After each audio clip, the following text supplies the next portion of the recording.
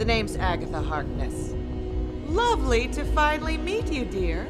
Welcome to MsMojo, and today we're counting down our picks for the top 10 most unexpected plot twists in TV shows. Holy mother-forking shirt balls. What? Wow. For this list, we'll be looking at the most notable times when television series handled crucial plot points in ways that left our jaws dropping so hard we're still trying to scoop them back into place. Of course, this also means that a spoiler warning is now in effect.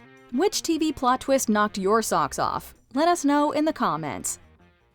Number 10. David Clarke's return. Revenge. The foundation of this show is initially built on the premise that this guy, David Clarke, was framed by his lover and sent to prison, where he ultimately died. This prompts his daughter Emily, aka Amanda, to seek the titular revenge. My father's chance to bring justice to the truly guilty was stolen from him. His only option was to forgive. I have others. So it was certainly a shock when, in the season 3 finale, audiences learned that David was actually alive and his death was all a staged cover-up. No, it can't be. David. Of course, this changed practically everything and would irrevocably alter the course of events, especially since he promptly ended his enemy Conrad Grayson's life. To twist the knife further, we had to wait until season 4 to see what other twists and turns his return would bring. My father. He's alive. What are you talking about? I just saw him in the lineup. No. I swear to God, Nolan, it was him. Number 9. The Mole Revealed. 24. When we first met Nina, she was a respected high-ranking agent and a confidant, not to mention an old lover of Jack Bauer's. They seemed like a great team, so we almost still can't quite believe that she turned out to be a mole. Bila je zavrata poverujete. Naravno da bismo otršali djevojku živu i zdravu. Sigurno ste. Da, sigurna sam. The reveal itself was bad enough, but the depths of her despicable nature were further exposed when she fatally shot Bauer's expecting spouse Terry. I'm leaving now, Terry.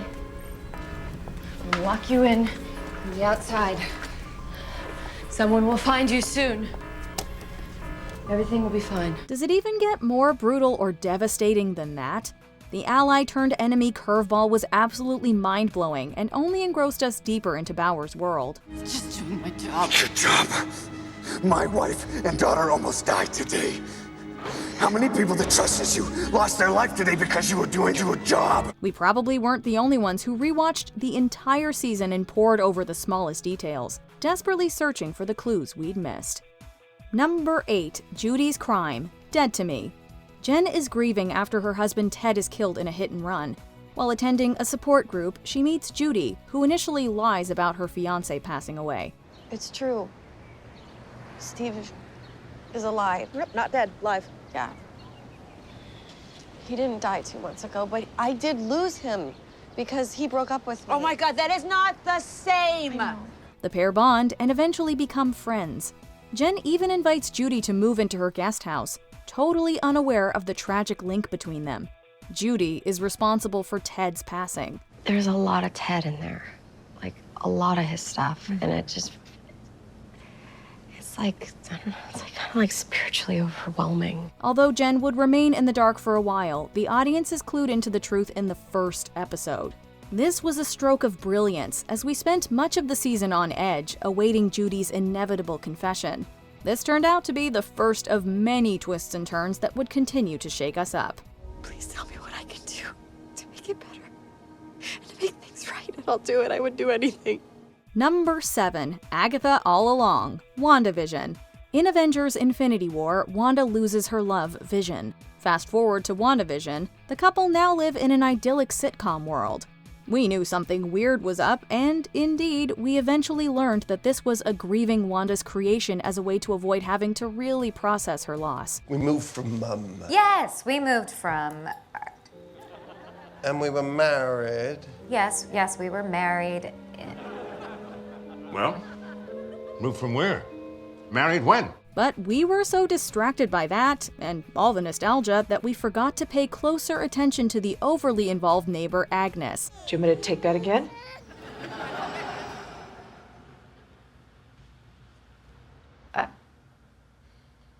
I'm sorry? You want me to hold the babies? Should we just take it from the top? Or should we say Agatha? Yes, this nosy neighbor is actually a witch who kept causing chaos and messing things up to get inside Wanda's mind and discover the source of her power. She's also why we now want all our surprise reveals to be revealed in song. Now that everything has gone wrong, thanks to Agatha, naughty Agatha. It's been Agatha all along. Number 6. The Separate Timelines. This Is Us. A good pilot episode establishes the scene, introduces us to the key players, and creates a sense of intrigue. Or you could go down the This Is Us route and blindside the audience with a brilliant twist. Hey, do you realize me and the kids are gonna have the same birthday? I know. We meet Jack and Rebecca Pearson, who are about to become parents to triplets. We also meet siblings Kate and Kevin and businessman Randall, who tracks down his biological father. Prove to myself and to you and to my family who loves me that I didn't need a thing from you, even after I knew who you were. Jack and Rebecca lose one of their kids, while an abandoned baby is dropped off at the hospital. Soon, things start becoming clear. Jack and Rebecca are the parents of the other 3, having adopted that baby. You will still be taking 3 babies home from this hospital. Just maybe not the way you planned. And yep, we're watching past and present timelines unfold. It was so clever and perfectly executed, we were hooked. Number 5. The Real Identity of Sydney's Employers, Alias.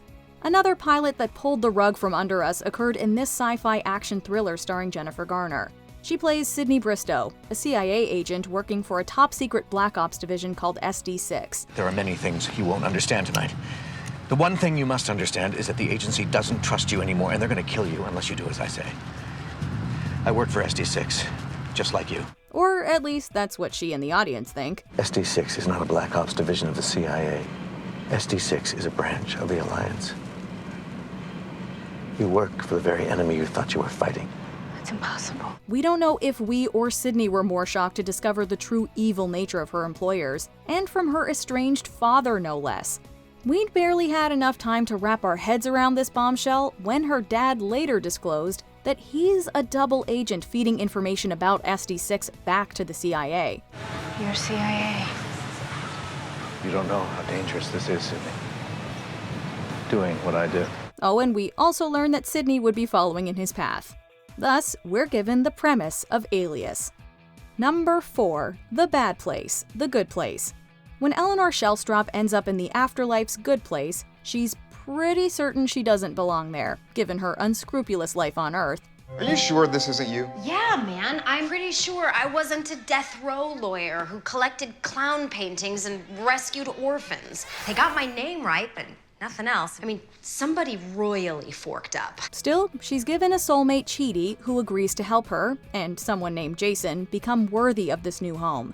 Only in the season 1 finale, Eleanor realizes there's been no mistake.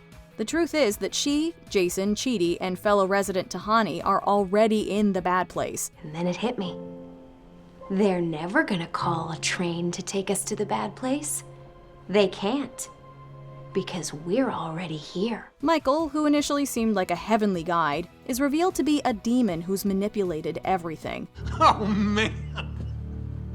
I can't believe you figured it out. To say that we were shook would be a colossal understatement. It made us rethink everything we'd seen and heard and completely reframed how we saw the show. Number 3. The Red Wedding, Game of Thrones. When Robb Stark broke his promise to Walder Frey, we'd seen enough to know that forgive and forget was not part of the lexicon in the Game of Thrones universe. My ladies, all men should keep their word, kings most of all. I was pledged to marry one of you, and I broke that vow. But as Edmure Tully and Rosalind Frey's nuptials went ahead, we hoped bygones might just be bygones. That is, until the doors unexpectedly locked, and the Starks realized they'd been lured into a trap.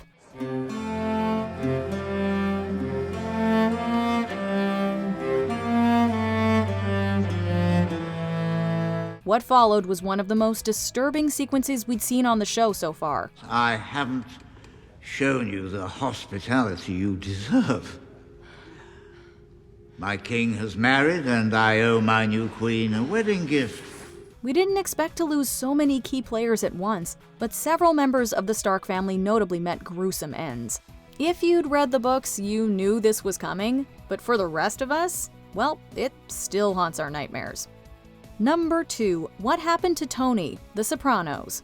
In the series' final moments, mob boss Tony meets his family in a diner. Onion rings. Best of the state, as far as I'm concerned. His daughter, who's running late, parks outside and heads over. But when the diner door opens, Tony raises his head and cut to black. This was no technical glitch. That was it. Don't stop. Of course, it became a huge discussion point, with many speculating over what this ending meant for the mobster's fate. Did he die? And whether they'd missed any clues. The Sopranos creator David Chase, who directed, wrote, and produced this Emmy award-winning episode, refused to definitively clarify the ending, allowing each viewer to draw their own conclusions. But Mr. Chase, if you're watching, we'd still like some answers. Before we unveil our top pick, here are a few honorable mentions. Michael returns, Jane the Virgin. Once we recovered from the shock, we had so many questions.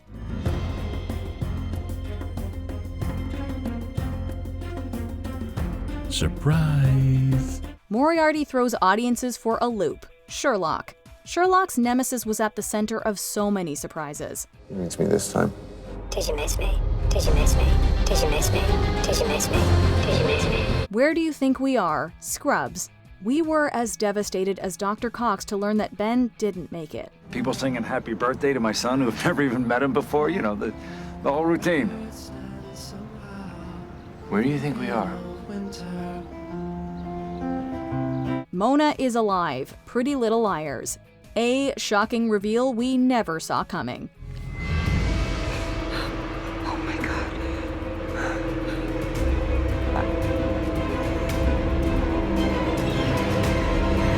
And Gossip Girl is Gossip Girl. Did you guess it would turn out to be Dan Humphrey? We didn't. I had something strong enough to actually create a legend, launch a website.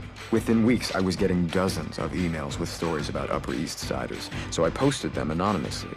Before we continue, be sure to subscribe to our channel and ring the bell to get notified about our latest videos. You have the option to be notified for occasional videos or all of them. If you're on your phone, make sure you go into your settings and switch on notifications. Number 1. The Season 3 finale, Lost. Lost became known for using flashbacks to teach us more about the characters' lives before the crash. So when it did just that in the Season 3 finale, we thought nothing of it.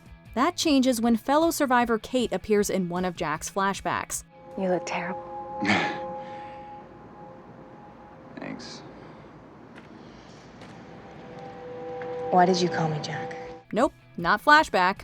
Flash forward. Yes, this was the moment we discovered that we'd been seeing the future in this episode, not the past.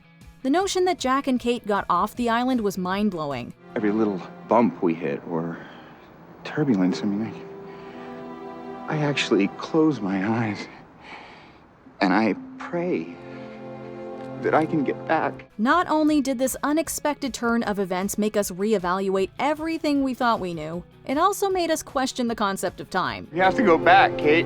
This twist bent our minds so out of shape, we're still trying to straighten them out. Do you agree with our picks? Check out this other recent clip from MsMojo.